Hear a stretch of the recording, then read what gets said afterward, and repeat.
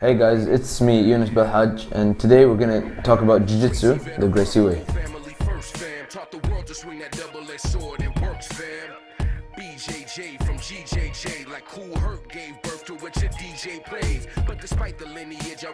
So, Jiu-Jitsu, unlike most martial arts and sports, is hundreds of years old. The earliest record we have of Jiu-Jitsu is in 1532, when a man called Hisamori Tennonuchi opened the first school for Jiu-Jitsu in Japan.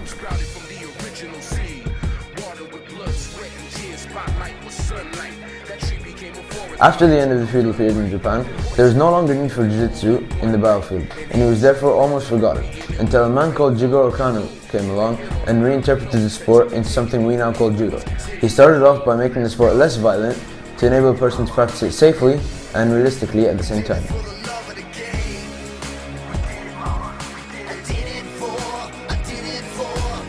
Jiu-Jitsu was then practiced for many years in Kano's school for judo, until the samurai times ended and the gun replaced the sword.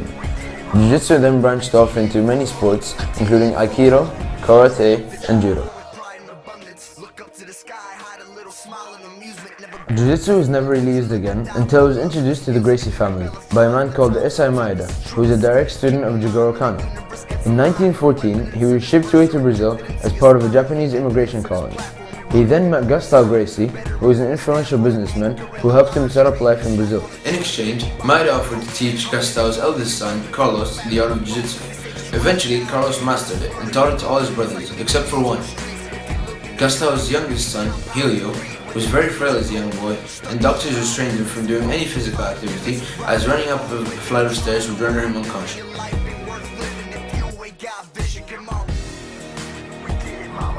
Helio still decided to learn Jiu-Jitsu, but he quickly realized that due to his lack of power and strength, he wasn't as efficient and effective as others. He then decided to adapt the sport to his own needs, which meant less use of power and strength and more use of momentum and speed. To prove his worth, Helio challenged professional wrestlers and Jiu-Jitsu champions across the land. When Rory Gracie, Helio's first child, was born, he learned Jiu-Jitsu quickly and obtained his black belt at only 16 years of age. He then realized that even though Jiu-Jitsu was renowned in Brazil, it needed to be exposed to the rest of the world. To do this, he moved to the US and started teaching Jiu-Jitsu here. Rory then created the UFC, which he used to televise Jiu-Jitsu and spread it further across the world. To represent the art, he chose his brother, Royce, who is the lightest of all athletes and will prove that strength is not a factor in the ancient art.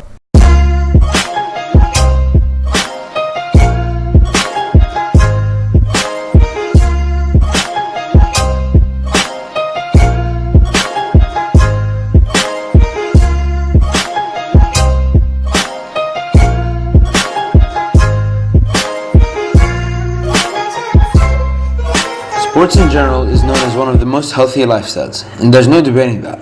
But what about martial arts? Why should you choose that instead of any other sport? I'll tell you why. Martial arts almost doubles the benefit of doing sport, as it not only keeps the student of the art fit and healthy, but it also gives the person a new skill set that could not have been obtained any other way.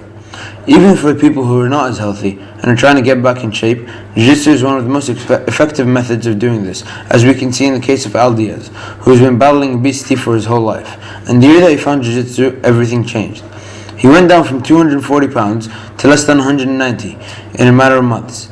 The reason for this is not the calories burnt in a session or Diaz going on a diet, but the fact that Jiu-Jitsu is not a sport, it is a lifestyle. As Diaz tells us, he did not go on a specific diet or training program to get what he wanted. He just felt obliged to eat less and exercise more the second he found out about Jiu-Jitsu. Another benefit, out of the million that the ancient art has to offer, is the skills that are learned when practicing the sport. Jiu-Jitsu has specific techniques for different people of different sizes, and is 100% proven to be the most useful self-defense mechanism. But what makes Jiu-Jitsu stand out from all martial arts is the fact that it is the only martial art in history that allows you to give 100% during training and safely at the same time.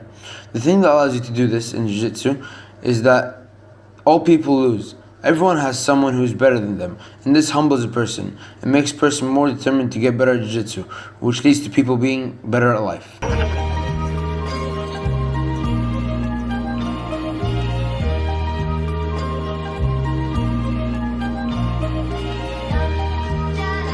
Most people take mental and psychological health for granted, but are we really as healthy as we think? Speaking from experience, all Jiu-Jitsu champions and masters have some of the best mental health in the world and are always the nicest people and most humble people to be around. The reason for this is that Jiu-Jitsu can show anyone that they are not the best, and regularly tapping out and losing a game shows you that you're not above the others. And even for me, my ego dropped after starting Jiu-Jitsu. When you walk into a Jiu-Jitsu gym, you see calm, relaxed fighting, no real problems between people. But when you go into a boxing gym, it's all shouting and noise. And trust me when I say that every day there are countless arguments and fights for stupid reasons of ego that never appear in the Jiu-Jitsu gym. Throughout the years, Jiu-Jitsu has changed and adapted to suit the needs of many, but the basic principles of the art are still clearly visible. Jiu-Jitsu stays the same for hundreds of years for one reason.